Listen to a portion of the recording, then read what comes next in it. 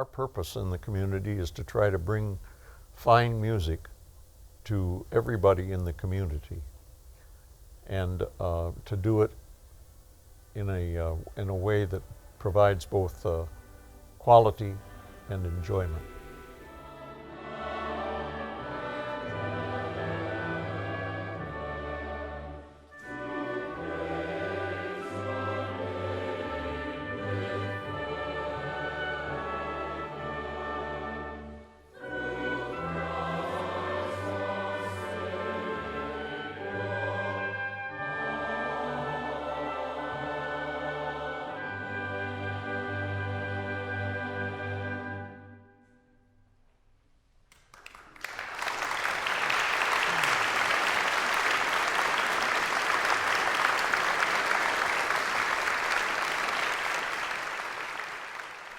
The terminology varies from ensemble to ensemble. So through various languages, various cultures, the sense of a choir is really one of the oldest performing organizations that could be. So those terms, choir, chorale, chorus, all are interchangeable and don't necessarily indicate the size of the ensemble or where it came from.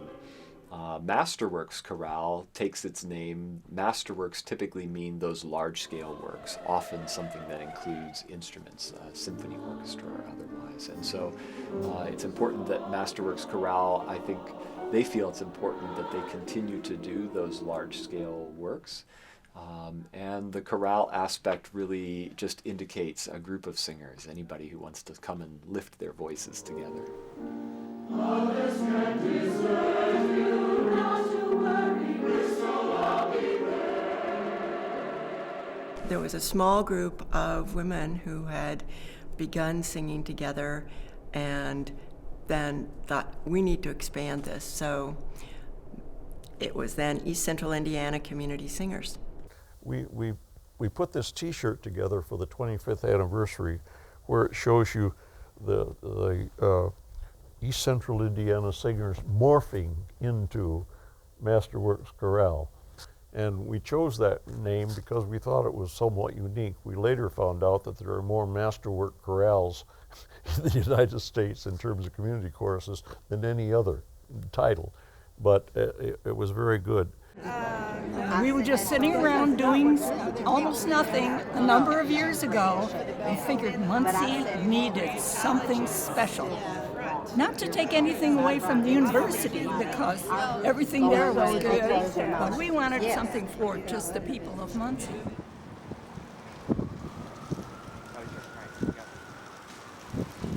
This is our 40th anniversary season. I played for the group all except for 1 year, so I would say we're going on 39 years probably for my playing for the group. There are still several people in the group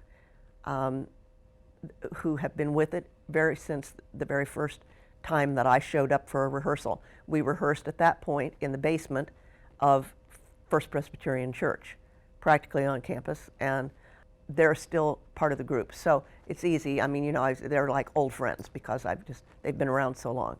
I think basically the mission statement is to bring really great music into a community that has less access than maybe a university setting would.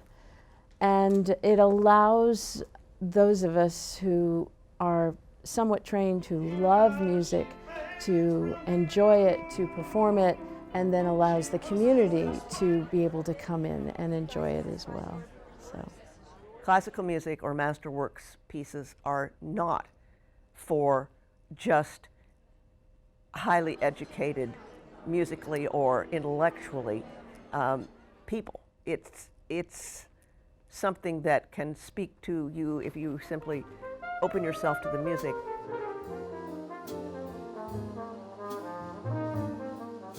We need to make classical music, Masterworks, as accessible and interesting to everyone in this community as we possibly can.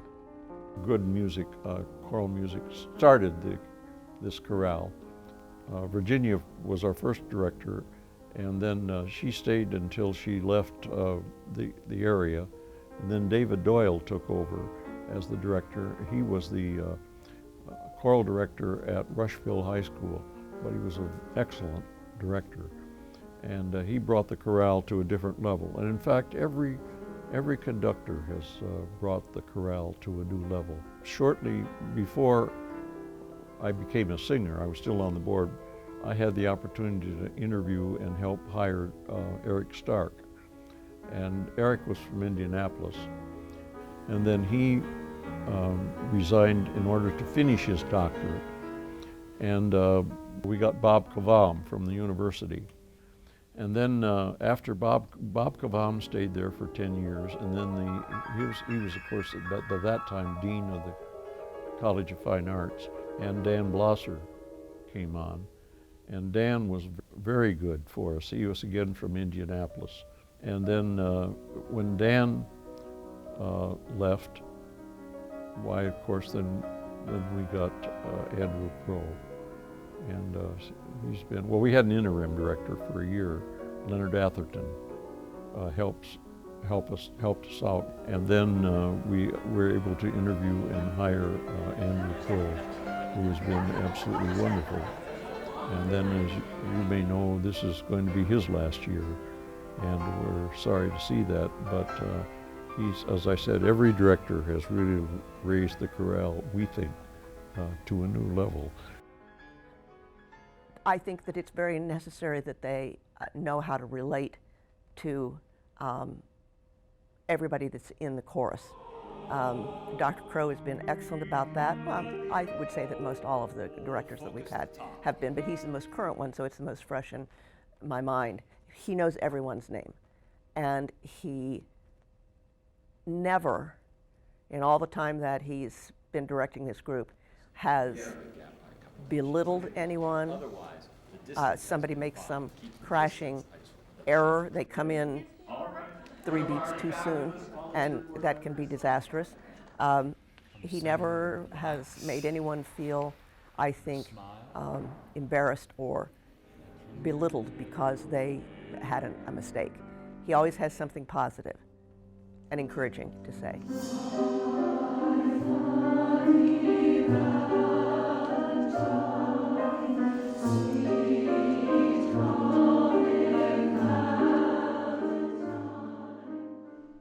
The fact that it draws from across the community and other communities as well, it makes it possible for people in all different areas who may be certainly not involved with the university, but involved in other businesses or endeavors in the community, to be part of it and to mingle, which is really a strength.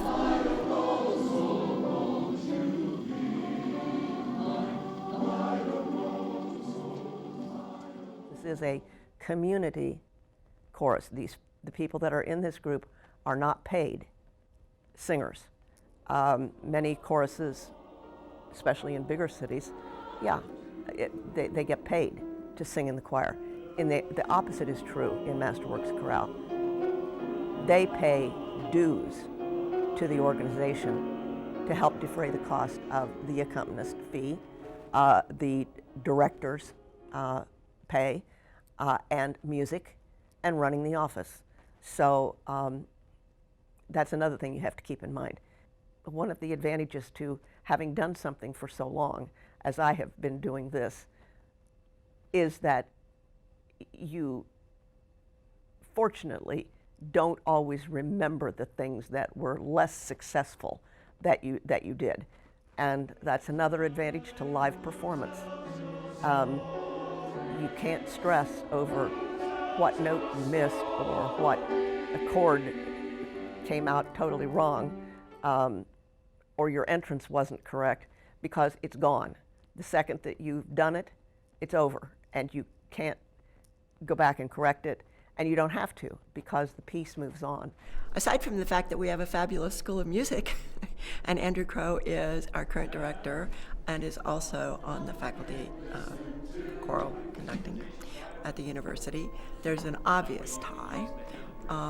It does mean that, if we're looking for, as we are now, a new director, that we can take advantage of those ties to look for people who have the connections through Ball State to others in other communities even who might be willing to audition for the position. It's been an improving experience. When the group first started, the policy was anybody, if you like to sing in the shower and you live in the community area, come and sing with Masterworks Chorale. But we've also improved to the degree that we now have a lot more singers in the group that have training, who have studied voice, have had musical experience, and therefore we can more nearly take on what I guess in choral circles is termed Masterworks. We started out with Masterworks. It operated on a shoestring for many years, and it was in dire straits when I came on the board. We were operating with funds that we got from the receipts that we got from the concerts. But the only other source of funds that we had at that time were two fundraising activities. One was called the Big Apple, which was a kind of a dance out at the country club. And then the other was a Renaissance dinner where we sang Renaissance kinds of songs. And that was it was a lot of fun, but it was a lot of work. We set up booths downtown, and they had some sword fighting on the courthouse square, and I can't remember all the details. It's been a long, long time ago. If you look at one of our programs and see all the supporters from nonprofits to businesses to the community foundation, Ball Foundation, but a range of businesses and individuals, clearly it means a lot to each of them. It's not just that we have good people going out and saying, would you donate? But they're really willing to sponsor because it has such a place in the community. And I think, each program is a good indicator of that.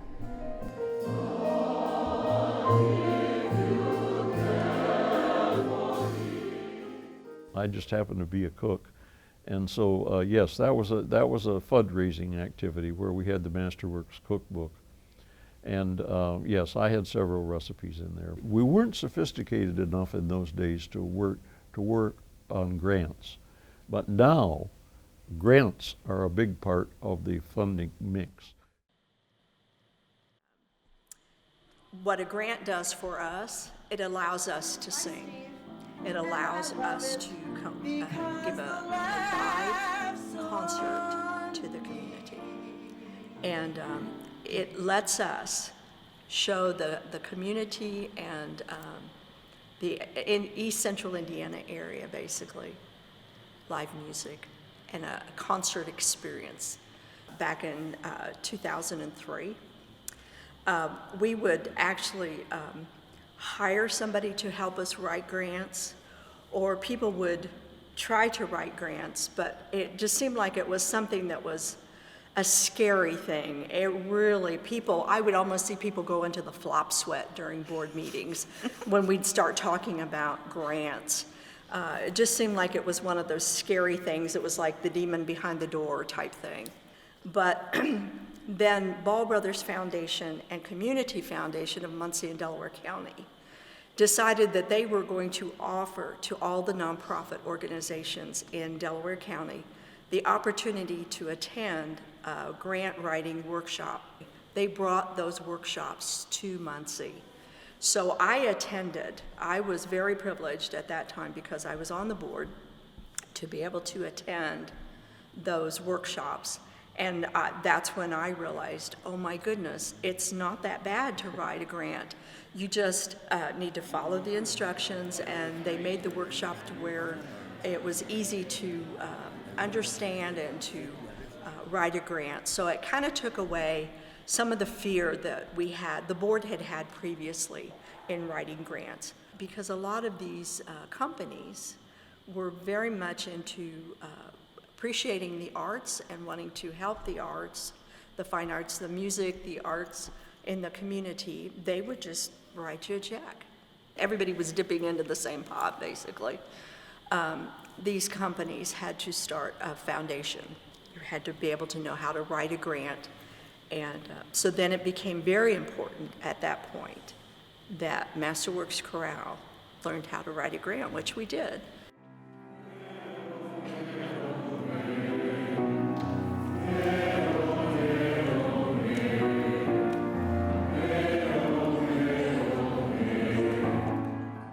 Being in a choral situation, especially doing Masterworks like Bach and Beethoven, Mozart, can be such a joy. And to be able to work in the sense of with a whole community of people pulling together and making music, which vocally is what we do, not dissimilar to an orchestra. And yet it is very different because we're using our own instruments. I mean, our bodies are our instruments, our voices are our instruments.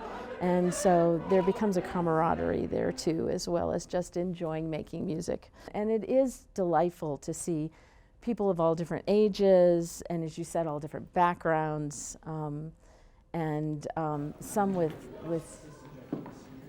training that is amazing, and some who have been trained, but that was not, their primary goal was not to become a professional musician. And so how has it evolved? I think it's just been community, and as a community, it's just that closeness and drawing new people in and making music. It's a lot easier to work with a group that you like, you know what I'm saying? It's a great feeling to know you've pulled off a really good performance. And you can't do it by yourself. One section, the basses are no good unless they got some altos and tenors and sopranos. And it's with every section. It takes all the sections and all the people to really do it well. Well, Masterworks is a really wonderful group, and it has a good camaraderie. And of course, you can't sing with a group of people every week and year after year without developing some really wonderful friendships. And so, yes, we've had a wonderful camaraderie in the chorale.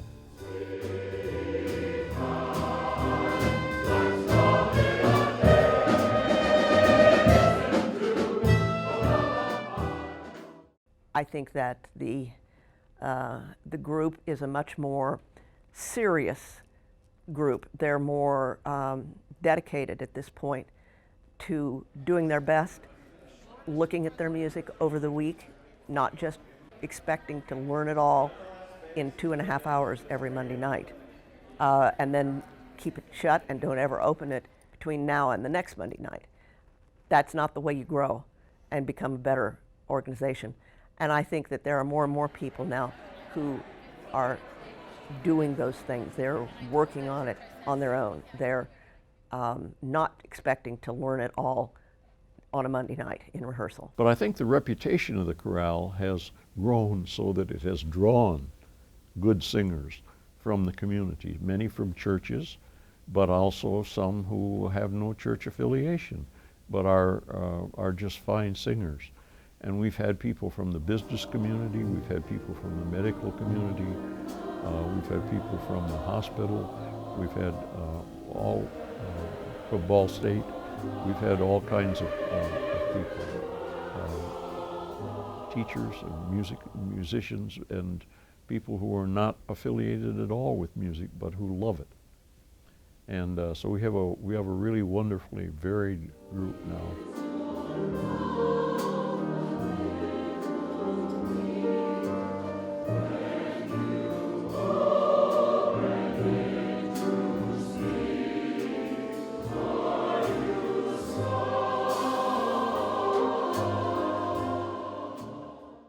in a community the size of Muncie, there's lots of interactions, lots of overlap, lots of people that share musical opportunities between the churches and the university. And so with Masterworks Chorale, I had even sung with them a couple of times on projects for other conductors, and knew a fair number of people in the group. So coming in to become the artistic director was, you know, kind of a coming home or a family experience already. There were people there that I knew who served on the board and sang in the chorale. And my hope was that we could expand the mission of the chorale to include more community engagements and partnerships, which we've been able to do over the last 5 years. I look forward to the Monday night rehearsals, and it's just wonderful to be able to participate in something that you feel is making a contribution culturally to the community. It's one of the exhilarating things that I do during the week. Rehearsals are as important to me as the concerts we do. And it is for the singing and wonderful direction that we get. They're lively rehearsals. It's something that I can focus on apart from the other issues that I'm dealing with. And I'm the spokesperson for the League of Women Voters, which is keeping me busy these days. And so it's a nice alternative to focusing on what's going on and the issues in our world at this point. So.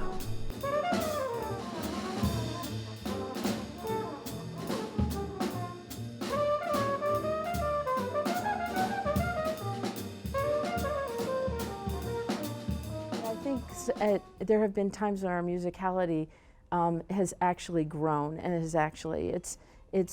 I've been under three different conductors, and each has added his little bit to make the chorus better, and it's been like we've been really stepping up, and I'm excited about, as much as I hate the idea that Dr. Crow is leaving.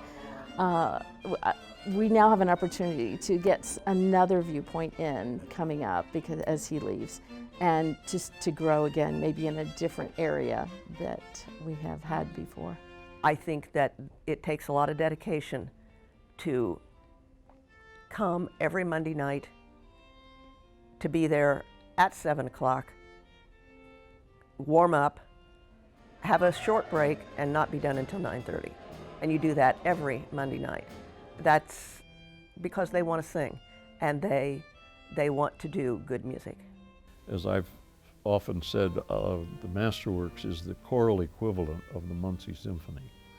And so I think if we can just continue to be a high level of quality of chorale and program music that touches the heart of the community, I think we're going to be in great shape for years to come. A community chorus really is a great form of democracy. We talk about, in a democracy, do people have a voice? How do they express their voice? And in a choir, especially a community choir, we take that very literally. People raise their voice. And in a political climate where we think about voices of dissension all the time, chorale is a beautiful metaphor for people coming together from all walks of life, from all across the political spectrum, from all ages.